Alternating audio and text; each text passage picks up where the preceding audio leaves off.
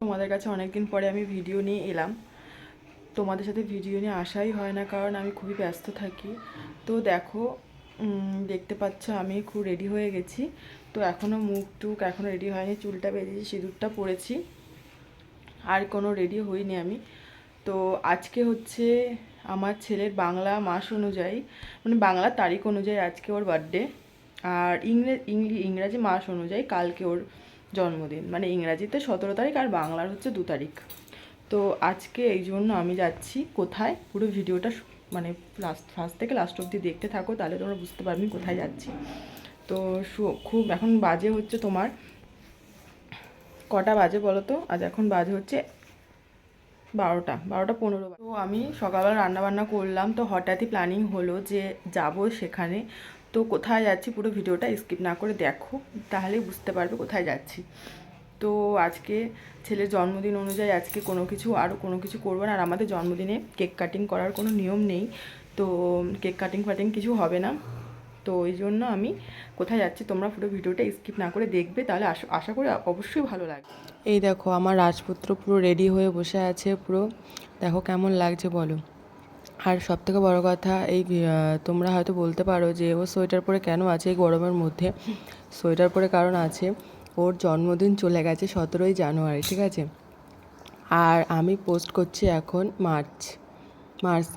April পড়ে গেছে, মানে চৈত্র মাস তো পড়েই গেছে, ওর জন্মদিন চলে গেছে মাঘ মাসের 2 তারিখে।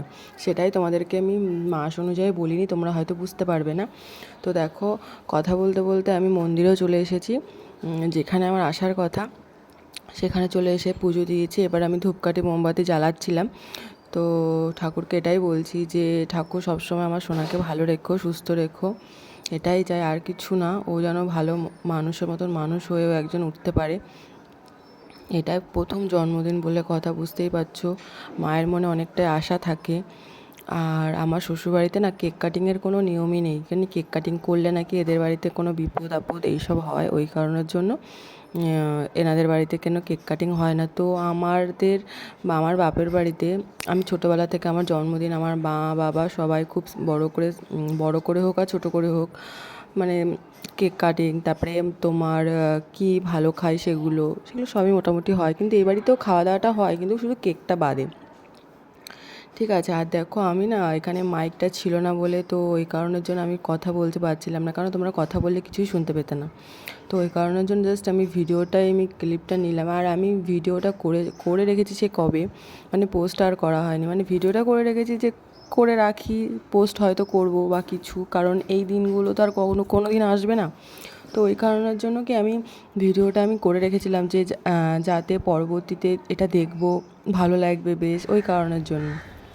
দেখো কথা বলতে বলতে আমাদের মন্দিরে পুজো দেওয়াও হয়ে গেল। তারপরে আমরা অনেক ফটো তুললাম আমরা 3 জনে মিলে। তারপরে গিয়ে এখানটা দেখাচ্ছিলাম যে কি সুন্দর এই জায়গাটা, এত ভালো লাগছিল, মানে বলার মতো না। চারিদিকে গাছপালায় ঘেরা, কারণ এই মন্দিরটার ভিডিও আমার চ্যানেলে অনেক আছে, তোমরা দেখলেই বুঝতে পারবে যে এটা সর্বমঙ্গলা মন্দির, বেশ জাগ্রত মন্দির, সবার কাছে যেটা শুনি।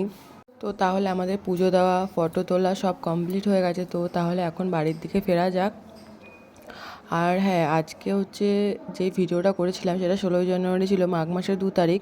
আর পরের দিন আমার ছেলের যেদিন জন্মদিন ছিল 17ই জানুয়ারি ইংরাজি মাস অনুযায়ী, সেই দিনকার আরও ছোট্ট একটা পার্ট আসবে। তো সেটাই তোমাদের সাথে আমি শেয়ার করব পরবর্তী ভিডিওতে। তোমরা সাথে থেকো, পাশে থেকো, আর এইভাবে ভালোবাসা দিয়ে যেও। দেখো এখানে তাপ বসিয়ে রেখে আমার সোনার কয়েকটা ফটো তুলছিলাম, কিন্তু তুলছিল না, এত বদমাইশি করছিল। আর এখন বড় হয়েছে না, প্রচুর বদমাইশি শিখে গেছে, প্রচুর। এই দেখো এটা মন্দিরে ঢোকার হচ্ছে গেট, এখান থেকে মন্দিরে যেতে হয়, তো সেটাই দেখাচ্ছিলাম। তো এরপরে বাড়ির দিকে চলে যাব। দেখো বাড়ি চলেও এসেছি। তো দেখা হচ্ছে তাহলে পরবর্তী ভিডিওতে। ততক্ষণ সবাই ভালো থেকো, সুস্থ থেকো, দেখা হচ্ছে পরবর্তী ভিডিওতে। টাটা।